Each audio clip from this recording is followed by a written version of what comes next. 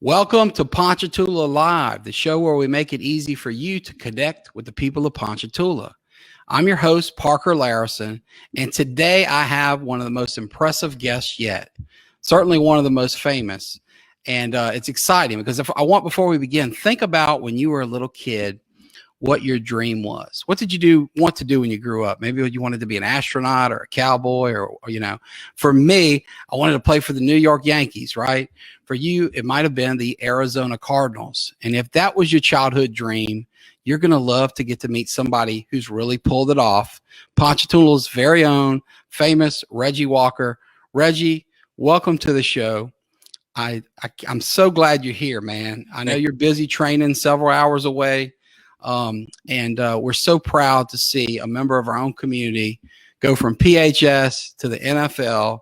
And I know our viewers can't wait to hear all about it. So why don't we begin with you? Just tell us a little bit about yourself. Grew up in Ponchatoula whole life, from bitty all the way up to high school. Loved it. Mom and father raised me. Man, brother and sister helped me along the way, guided me. Uh-huh. And then, finally got to college, ended up getting a couple good offers, ended up choosing Kansas State, where I spent 5 years and really changed my life, where I met my fiance. Finally, just got married in February. Yeah. Moving good. Got picked up by the Arizona Cardinals. Spent my first year. Rookie year was a great year. I couldn't, never. So I'm doing pretty good. That's so exciting. And speaking of your fiance, I think you got famous and she became your fiance on national television, right? Didn't you propose at one of the games? Yep, my senior night. Senior I remember watching that on TV and being so delighted, man. That's a great love story. We're going to definitely put you in the hot seat on that later because I know all these local folks here will want to hear about the beautiful woman who won your heart in Kansas. And I know you guys have a beautiful son, and we want to hear all about that. Why don't we first, go back in time to your Ponchatoula roots? Because you mentioned your two wonderful parents who raised you, your brother, sister. I had the good fortune to know all those folks. As we were, talking about on air before you were even born, I coached your brother, Big Rob, who himself was one heck of a football player, Mississippi State Bulldog. But when he was 9 years old, he was the center on a little Ponchatoula youth basketball team that my daddy and I coached. And my brother Louie was the point guard, and Rob was our center. And we called him Big Rob when he was dominating, which was most of the time. And Daddy would call him Roberta if he, started slacking off a little bit. And of course, he and my brother became good friends. And I do remember very well, your parents were at every game. They were super supportive of y'all, not just his games, but Rocky's and, of course, eventually yours. So tell us about childhood in the Walker house and what life was like growing up here in Ponchatoula. Oh, man, I love that. I feel like I really surrounded myself around some really good people growing up. Like from itty bitty, like I can say some of my best friends, Brian Rogers, Marquise, Andre, like we all grew up. I mean, I can name guys for days, but man, I mean, I feel like those guys around me really helped me become who I am today, from, like I said, itty bitty all the way up through high school, even today. But man, it was great, living in the Walker house. Loved it, man. Well, I'm showing up here a photo of what you came from. So, folks, if you're watching here in Ponchatoula, this is Reggie with the Arizona Cardinals here. I think your first game was a Monday night. Is that right? Oh, yeah. So, and we're going to get into that. I'm just a little teaser at this point, but I want folks to realize, you can get from here to there. And that's one of the reasons I've been so excited about this interview. And it's fun to hear you talk about coming up with Brian Rogers and all these friends from the neighborhood. We talked off air about several of your cousins that I've known, some that I played ball with growing up, some that are your age that I got to know more recently. Your cousin Trey, Marshall Muse, was on the show a few months ago. Great guy, doing great things down there at school, teaching school at DC Reeves. But it reminds me of your brother and his gang kind of coming up. It was kind of a similar setup, but it was Big Rob and Pooba and Richard and all these guys. And my little brother Louie would run with them, and they'd play ball in our backyard. And that's one of the things I loved about Ponchatoula, was kind of these little packs of guys that kind of migrate around town. Like when my buddy Marshall Graves was on the show a few months ago, and we were kind of talking about sometimes you'll see him and a crew walking around town. They might be walking from where he lives on used to live on 3rd Street across town to the tennis courts to play tennis or to play basketball. And It sounds like y'all were getting into that kind of stuff pretty early and having a good time with it, huh? Yes, sir. Yeah, we had a lot of 7-on-7 growing up. I bet. Well, what was youth sports like? I mean, were you just straight dominating at a young age? I mean, obviously you'd go into the highest levels of football. What was it like? You know, we're talking pre-PHS here, right? We're talking Little League, PYB, places like that. What was it like for you?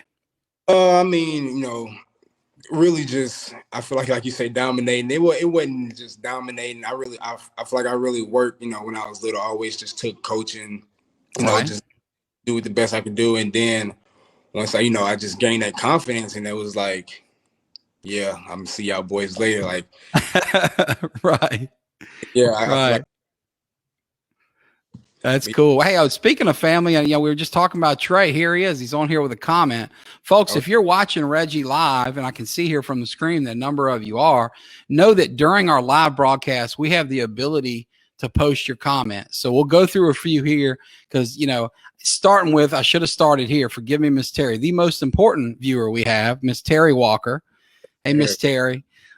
Your son and I were talking about you offline a little while ago, and we're going to get to more talk about you in a little while. What a strong, wonderful woman you are. And you're not alone in the family here supporting Reggie. I'm going to go through a few. And boy, you're Reggie. I mentioned to you earlier, you might have the record for most shares of this show, but there's a ton here. Hey there, Miss Veronica. That's good to hear from you. So many good friends on here. Boy, lots of folks sharing. So folks, if you got a question for Reggie, if you got a comment, if you just want to encourage him, ask him what life in the NFL is like, whatever, you name it, go for it. Sure. So circling back to your childhood, were there any coaches that stood out? You mentioned some of your buddies that were other players, rivals, well, who were the people in your life when you were young in the pre-high school phase that really made their mark with Reggie Walker? My brother, he used to always come down. He used to always talk to me, and I feel like the time he seen me play is when he first realized it was like, man, little brother, nice. He's good. Like if I can, get to him, get that mentoring going, like at a young age, and I feel like that's to this day, he's probably one of my biggest mentors. And I love him. Well, let's talk a bit about Big Rob Walker because, as we've discussed, I got to know him when he was 9 years old, and he was in my life, all the way through college past, because he played ball. He's the same age as my little brother. They played, everything from PYB to PHS together. And of course, he went on and he really blazed the trail that you would follow. And now we'll get to his son in a second. It's about to follow y'all. But he went off, earned a scholarship to junior college, graduated there, and then got recruited to play and got a scholarship to Mississippi State. So, the Layrisson gang went like your family did and followed him around the SEC. We watched him play at Tiger Stadium. We watched him play in Starkville. Heck of a player. But I know he was a good bit older than you. What 12, 13 years older? Is that right? Yeah. So that must have been a blessing to have someone who had played at such a high level and also had a little age on him, a little perspective to kind of help you through the way, huh? Yeah, it was a big blessing. That's why I say, especially playing basically the same position, defensive end, D tackle. But he really, I feel like, took me on his wing and just showed me the ropes, how to be good. Yeah, that's cool, man. And I remember that you played on that team that won 10 games in a row at Ponchatoula your senior year. Is that right? Oh yeah, history, baby. Yeah, I remember y'all were a heck of a squad, man. You're the best. And as I recall, y'all had a really great pass rush. You on one side. I don't remember the fella who was on the other side. But y'all had a squad, and Big Rob had that too. We had bookend studs at PHS when he was there, man. So it's kind of you kind of repeated history there with a Walker-led pass rush at PHS. Speaking of the PHS days, Miss Rachel Lagarde Strohmeyer comments here to say how proud she is of you and congrats on all your accomplishments, not just in football, but the baby, your recent marriage, which we'll ask you about. You're doing so many great things in life, and folks want to hear about it. I'm going to just share a few more comments because there's so many people here. And Trey, you're our MVP so far, man. For this show, man, you sharing the love, letting people know that Reggie's on live here. Oh, look at this. Coach Tierney's wife says, congrats. She loves you. I know they play a big role in your life. We're going to get to the PHS days in a little bit. We're just kind of teasing it at this point. So we're talking youth sports. We're here with Reggie Walker, now of the NFL. He's talking about the early days and how important, his brother was as a mentor. You mentioned at the top of the show your parents, your late father who was like at every game, your mom, one of the strongest women I've ever met. Tell us about the role they played in your life and what they mean to you. Oh, they played the biggest role. I feel like just, we just growing up as a kid, and I feel like they had their fingers around me, but they didn't. They let me learn, like live and learn. And to this day, right. And I feel like that's the best blessing, as a kid growing up, like let them see the bad, let them see the good. And, Sure. And she, like my mom, she already knew like I wasn't a bad kid. She knew what I was going to choose. So it wasn't her, she just wanted me to figure that out on my own. And I'm thankful, she did that. My pops too, he was always, there, he really got me, taught me everything I know about sports. Like age, always taking me out, throwing the ball, pitching to me, just getting me right, getting me physical and all that at a young age. So, he was so full of personality, man. We had a lot of fun with him back when we were coaching Big Rob. He was he and my dad would love to kind of go back and forth and have fun with each other. And big personality, man. He's gonna be that one running down the fence when you hit that home run. He's pitcher, man. So right. He's that type of guy. That's cool. I wouldn't know much about that because I was more of a singles hitter, man. You probably batted cleanup. I was batting in the 2-hole, like Derek Jeter trying to hit it between the second baseman and the first baseman. So you mentioned, home runs. I assume you played multiple sports as a kid, not you just football, but tell us about what you played as a kid, where you're a multi-sport athlete and what, now you're a father with a young son. What are your feelings on whether you should specialize early or, wait till a little later? Tell us about that. I mean, me and my wife, we always talk about it because he's 1 year old. He doing things we think like, whoa, like you shouldn't be doing that. He's looking like running around and just doing stuff. But like I said, I think I'm just gonna let him choose if he wants to, like at a young age. But I feel like that's gonna be his choice once he get older because I feel like he wants to, follow my footsteps. I get down and do push-ups. He get on the ground and like, doing with me. So that's cool, man. Yeah, man. He's gonna try to follow my footsteps. I can see it. But like I said, that's great motivation. Yeah, you mentioned to let him choose. I remember when your nephew Morion was born, Kayla and Rob brought him by my parents' house to show off the baby, and we knew he'd be athletic because heck, both of them were. So we got him a set, and it was like the all sports. It was little tykes, and it was a basketball, a baseball, a football. Rob had been good at all those sports. We were like, here, man, choose. And of course now scholarship to Notre Dame. Heck of an athlete, heck of a kid, young man. So it's neat to see your family dynasty. You guys are kind of like the Mannings of Ponchatoula football. It's really cool to see that. SEC, multiple conferences. You were all conference, if I recall, right? As a freshman, or weren't you? Yeah, that was really impressive. So we'll get into those college heydays in a bit, man. Let's circle back to some family and friends here. Kevin Rayford, Karen Rayford. Talk about how proud of you they are here. Great folks. Kevin was on our show a while back. Folks, there's so many comments flying in here that I can't read them all. Forgive me, but we will flow through some here because we've just got some great stuff. So much love and congratulations here. Tyra, thank you for tuning in. That's really nice of you. And to be sharing with so many family members, letting folks know that you're here. Really cool. This is kind of neat because this guy Seth says he had the opportunity to try to block you in high school and in 7 and 7, and you made him play it better, and he's playing semi-pro now. And Seth, thank you for that comment, man. That's pretty cool, man. Well, let's get into the high school years, okay? We were talking about the tyrannies earlier. I know, Coach Hank's a legendary coach. Not only has he been incredibly successful here at Ponchatoula, he's been to the Dome multiple times. He's a championship coach on and off the field. But tell us about that transition. We're going to get into that senior year, magical, winning 10 games in a row and all that. But tell us about the transition from the little leagues of Ponchatoula to the big PHS field, playing in the swamp. Did you make an impact right away? What was life like moving into high school at PHS? coming from junior high, we had a good team in junior high. 7th and 8th grade, we had a good, and then coming in like as freshmen, like we got our gang. It's me, Christian, like I said, Brian, Mark. It's like all of us. We like, yeah, we trying to take over like PHS, like young. Right. But yeah, man, we get in and like all the older, like basically all the seniors and stuff, they show us love. Then Coach Hank, he think we full of ourselves. So reality. So man, it was fun though. It was a blast. I actually got hurt my freshman year.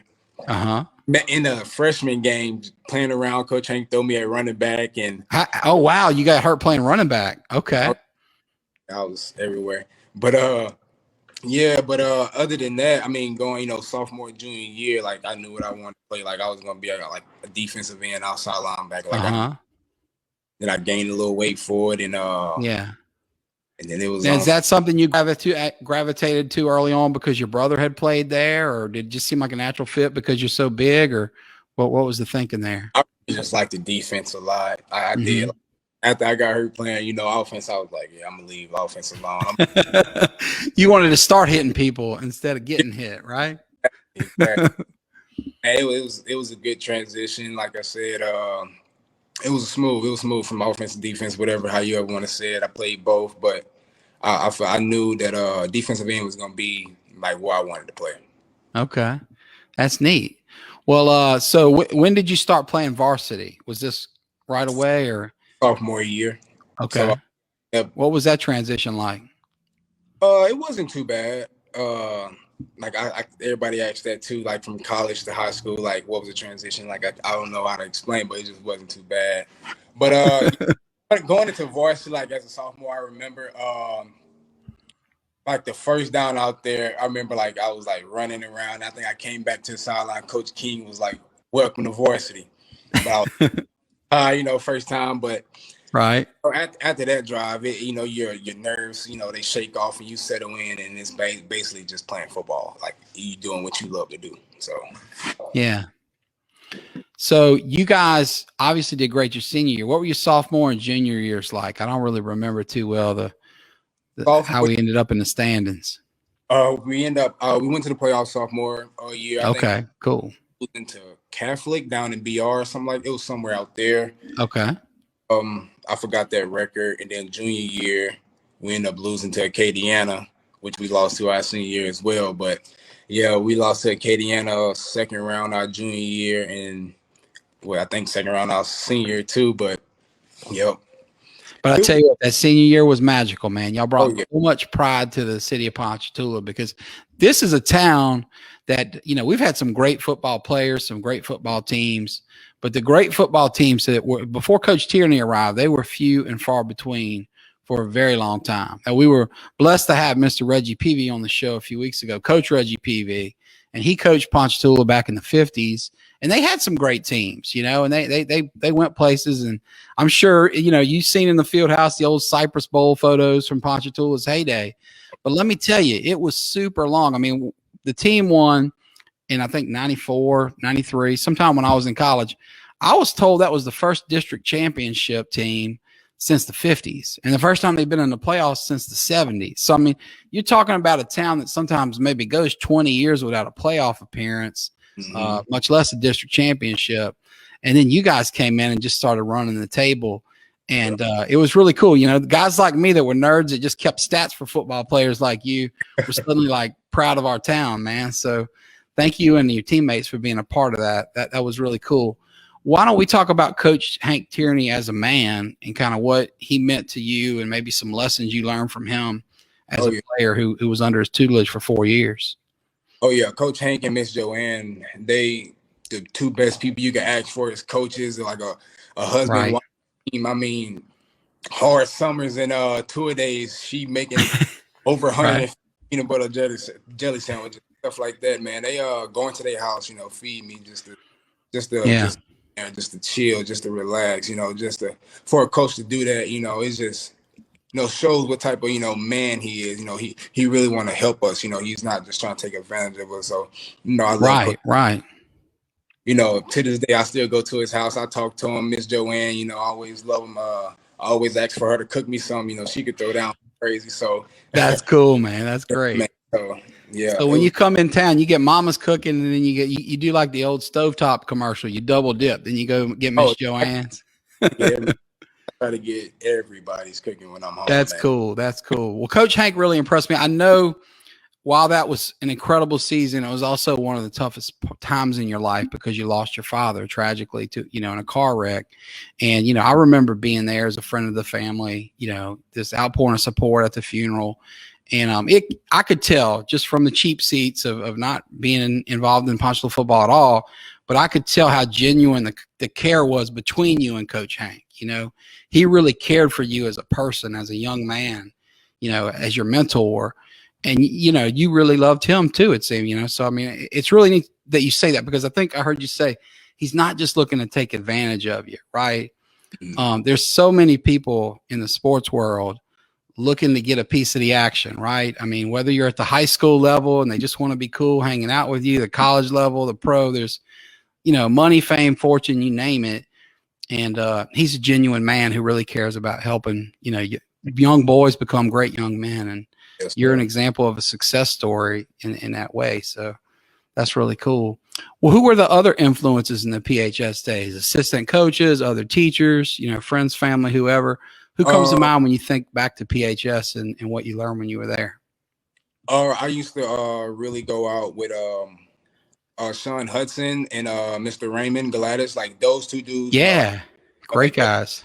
Bitty ball coach, like you said, like little bitty coach, and man, just like him and his wife, they she was a substitute and stuff at PHS, and just the love and care, always keeping up with me. Like I love those guys. Those are like always influencing on me. Just stay good, stay humble. Your time's coming. They used to just always just love me. So it was always people like that. Just really a lot of people. It's so many people I really can't name.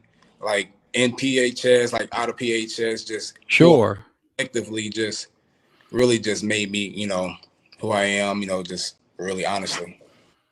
That's cool. It sounds like you had a really positive experience, and I really admire the humility. It's obvious that despite the fact you made it to the NFL, you're not too big for your britches. Heck, the fact that you're doing this show, you're taking time out of your busy schedule to talk to your big brother's old bitty ball coach in Ponchatoula, Louisiana for a free little Facebook show.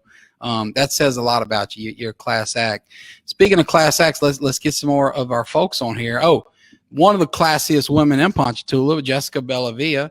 Looks like your cousin gave her a reminder to watch. Mm-hmm. Tracy, thank you so much for your comments. I can see here you are very supportive of your cousin, and you got several comments going.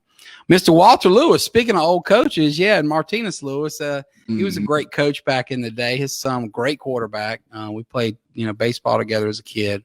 Wonderful family, and I know that's your cousins, Reggie. I'm just going to kind of go through these a little bit here, folks, and as I mentioned, there's more here, I guess, than I can get to. So many great folks here chiming in, both the folks making the comments and the names in here. Diana Tucker's proud of you. Thank you for tuning in there, Miss Diane. She was a lot of folks are proud of you. You probably noticed, right? Go ahead. I'm sorry. I didn't mean to talk over you. And she was like one of the lunch ladies that really took care of us. Like in PHS, you talking about somebody who like take care of you, who you look to. That's one of the ladies who really like took me under her wing too. Like she loved us all. That's awesome. Man, thank you for sharing that. And thank you for tuning in and watching this. It's so cool about Ponchatoula. You just remember the people. Jessica says he knows you know her as Miss Stant. That's right. That's Jessica. She was Miss Stant. Just wonderful person. Jessica's awesome. Great teacher. Great person. Great family. Folks, please keep the comments coming. We will do our very. Oh, you mentioned Brian Rogers at the top of the show. There you go. Yep. Everybody's watching you, showing lots of love. Look, we got more things coming in here. They're coming in faster than I can do it. So thank you all for chiming in on the show. We're here with Reggie Walker of the Arizona Cardinals. We're talking football, and we're talking PHS football, and Coach Hank Tierney. You mentioned transitions earlier, the transition from junior high to high school, the transition to high school to college. You really hit that college game running faster than just about any player I follow. I mean, as I mentioned, I don't remember all the accolades. You might be able to refresh me. It was, maybe Big 12 freshman of the year, all conference. Correct me if I'm wrong and list anything I'm missing. But man, you had a monster year as a freshman and you kept playing great the whole way. What do you attribute that early success in college to? What do you think was kind of the secret sauce on how you did so well so soon? I really used to, man, honestly, we used to go to Southeastern, like later after like a 7-on-7, like me and a couple dudes, and we'll just go out there and just like hit the bags, like just really just get a good extra work in. And, just really just trying to gain that work set, like, man, I'm gonna go to college. I'm not gonna be too fast. I like basically it's just like, oh, I'm going to college, like, oh, these guys are bigger than me, as I'm thinking, like, oh, they faster than me. So I want to work, just as hard or harder.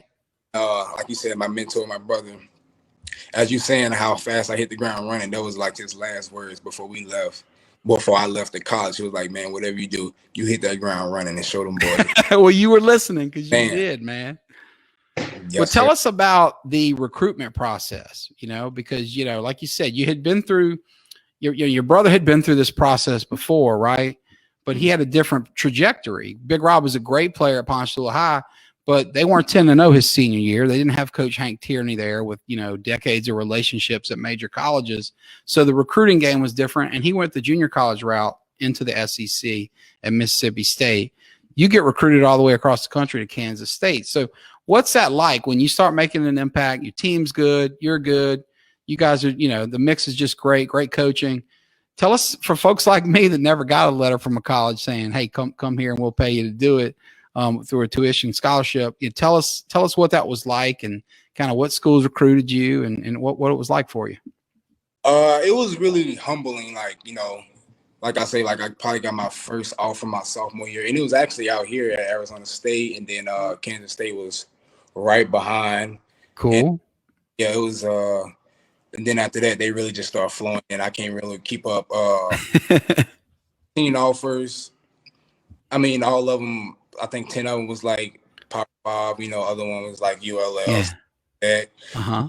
Like any offer, man, is really humbling. Honestly, it's like if you can get a letter from a school, even if it's not an offering letter, if you get a noticing letter, like, man, come like a preferred walk on, it's really humbling. For sure. Million of kids out here in the forest school to be thinking about you is really humbling. So that's really how I took every offer I got. Don't ever get the big head. That's like I said, my family. That's how my mom and dad raised. Don't ever get a big head. Stay, in the middle between. Stay with a cool head. And I really just every time get offered that, that just repeats in my head. Just stay cool. Thank God. Yeah. And that's how I was raised. Well, I remember going by your house. And Big Rob showed me y'all had it was like a stack, man. It was like the floor was covered with mail, and it was college offers from all over, man. And it was just wild. I'd never seen that much paperwork in my life. And heck, I'm an attorney, right? So I deal with paperwork a lot. So yeah, it's amazing that you remain humble through that process, because I would have gotten the big head probably before I finished opening the envelope on the first one. Did Kansas State become a front runner early in the process, or how did that play out? Was there another school that it was close with, or did you just know where you wanted to go kind of early on? How'd that work? Like you said, K-State was a front runner early. I really liked the Arkansas. I really liked the Florida. But coming on to like another mentor in my life, Coach Blake Sala, he was actually my defensive end coach in college. He started recruiting me my sophomore year, called me every weekend. And like he really like every week just just stayed in touch, asked how I was doing, asked how the family was doing. And when I finally went up there, it was me and my brother like on my visit. And like right before we left, he was like, like before you you're not gonna leave this program without your like degree, basically. And right. It really sold us. So my mom, she all her kids went to college, so I know Miss Terry, she made sure Big Rob, Rocky, y'all all got that degree. And yeah, she's 3 for 3, right? That's impressive, man. Well, if you don't mind, I'm gonna throw a few more comments up here, man. A lot more people on here talking about how they're proud of you, and we're gonna get through a few. So many folks, so proud of you, and I just think it's so important that you see this. Really, really neat. Miss Cornett here talks about how you put in the hard work, and you deserve this. You're humble, great guy, and she loves you. But it is amazing that you stayed so humble despite all your success. Folks here that graduated. Oh, Rocky, we were talking about you. I'm glad you're tuning in. I hope you're doing well. Hadn't seen you in a while. Love the Walker family. So we're talking football. We're talking college now, the transition. Tell us some more about, Kansas State and what your time was there like. You said you had 5 kind of magical years there. You played great start to finish. I'm sure there was a ton of trials and tribulations in the middle that those of us watching from TV at home didn't see. But tell us about the experience, what you learned, and what were the big takeaways from that part of your life? I really like going to Kansas State, really not knowing too much about like Bill Snyder. And actually when I first met Bill Snyder, the first thing he told me was like, man, you got a good smile.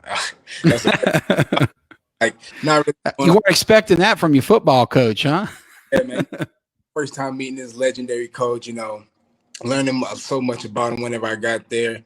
And that's the first thing he told me. It was one of the funny things. But speaking of Bill Snyder, man, he was a really good like life's coach as well. Like you said, He was basically like Coach Hang, he really, make sure you got your work done, make sure, you're a respectful young man, and then, the football comes in. And I feel like that's how, and Blake Soller as well. Like he even through college, like he didn't stop their relationship. Like he always make sure, I was on top of my grades and make sure I'm showing up. And it was just, like that, just those relationships in college, you build with your coaches, you can never take back. And the relationships I built with my friends, man, it was a fun time, in college. Like you say, college is there's not too much to do in Manhattan, Kansas. So you got right. Yeah, man. And that's whenever, I just went over, just have some friends, go hunting, fishing, and sure. It's a real good time though. I really enjoyed my time in Kansas. I really enjoyed to love it. So, coming from Ponchatoula to Kansas was a big shock as a freshman. Yeah. Proud about it, but I bet.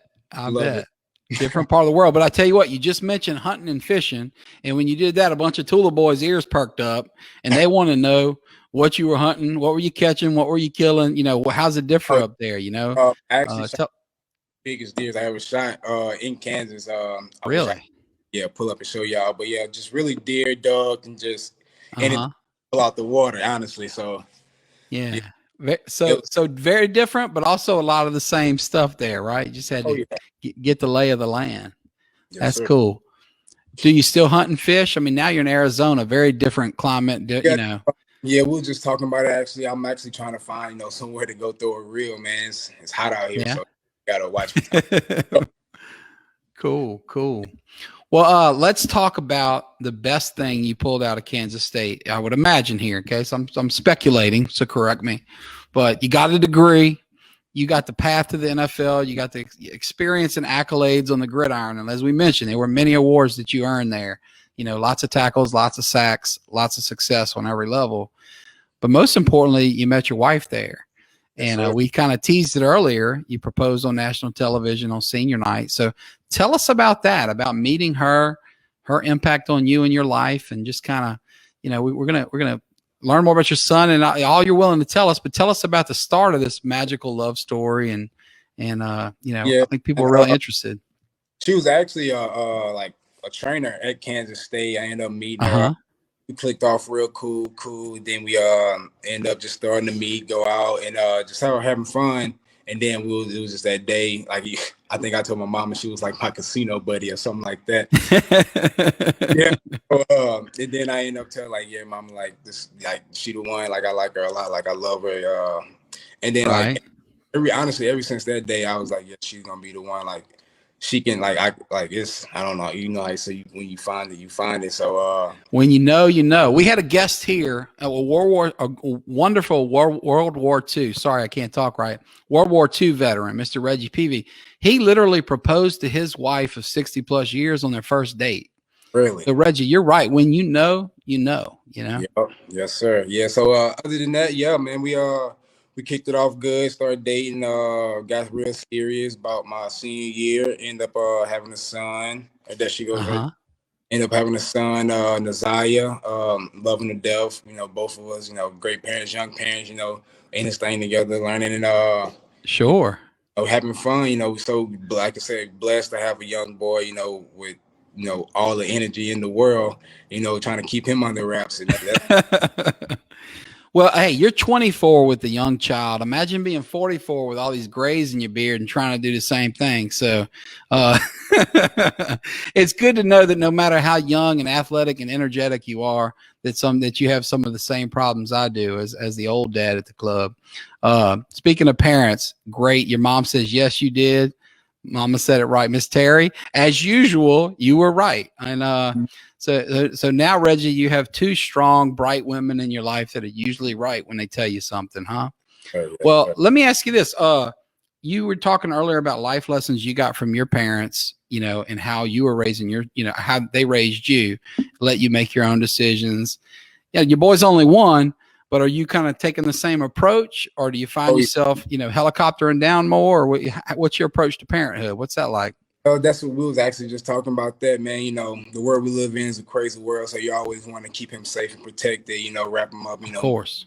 Love on him. But yes, when he starts to get old, we're gonna let him make them decisions for himself, especially as a kid, your parents. Like I mean, as a parent, your kids, so if they sneaky, it's something right.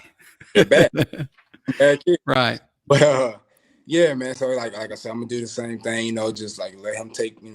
Like you're the captain of your own ship. You steer the way that you believe, and if you have some hiccups in the road, we are here to help. So that's how I feel like best thing to do, because that's what my parents did to me. Yeah. Well, while we're talking about important women in your life, we talked about your mom, we talked about your wife. Let's talk about your big sister, Rocky. We kind of passed over her earlier in her comments, but she's a wonderful woman. Right there in the middle of you and Big Rob. Tell us about her and what was she like as a big sister, and what's y'all's relationship like? That's my rock. That's my rock right there. Corn is my rock. Like you call her Rocky. She been there for every step of the way, going to college, just basically just learning life, going out there. I'm so many miles away from home. So her and mama always, just check up on me, call on me if I need anything. She'll be the one, just, okay, go look at this, learn how to do this. And so she was, if I needed anything, call anything, she always called me, even to this day. She, love you, just to call, check up on me, make sure I'm doing shit. Yeah, that's my big sister. She's got your back. Yeah, she's a wonderful woman, and I know you would agree. You're lucky to have her, and vice versa. You sound just like your daddy, she says here. That's neat, man. That's neat. Getting so much love here, so many great comments. Now, we're over a half hour into this interview, and I've kind of buried the big lead that I know people want to hear about, which is the league, the National Football League, playing in the NFL. Started off this interview talking about childhood dreams, and there's no bigger dream in America than the NFL, the National Football League. It's the biggest sports league we've got. So tell us about what that's like. We talked about transitions from junior high to high school, on to college, and here you are in the biggest transition imaginable, the NFL, starting off on Monday night, like we talked about. What's it like to play in the NFL? What's your experience been? Oh man, it's been good. Like coming in the COVID year, so it was right. Like shaky, rocky. Nobody not, like me not knowing what's going on first time, in this environment. So really just ears was open. But basically how I took my approach was basically the same thing I took in college. Whatever I do, I hit the ground running, like however this thing gonna play out. And I can say, that's what I did as a rookie. I hit the ground running, and right.